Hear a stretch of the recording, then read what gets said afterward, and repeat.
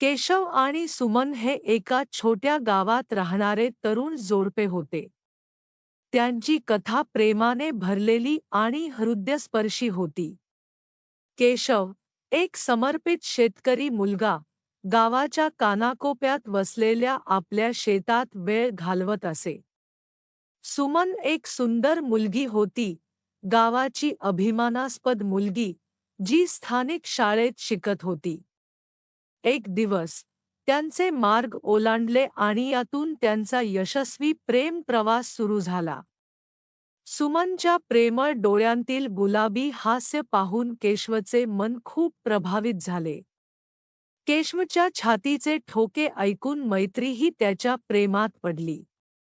दोघांची मैत्रीपूर्ण कथा वाढत गेली आणि ते एकत्र वेळ घालवू लागले.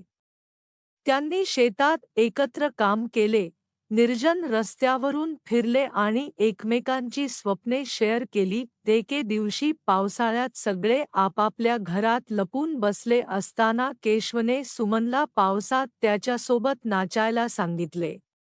दोघेही पावसाच्या थेंबात आंघोळ करत होते आणि पावसाने त्यांचे प्रेम आणखीनच गहिरे झाले होते.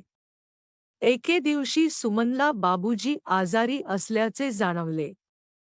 केशव त्याची सगळी कामं सोडून सुमनला सोबत घेऊन तिच्या घरी आला आणि तिची काळजी घेण्यात तिला मदत करू लागला. तो तिच्यासोबत रात्रभर जागला, तिला छातीशी पाळले आणि तिची काळजी घेतली.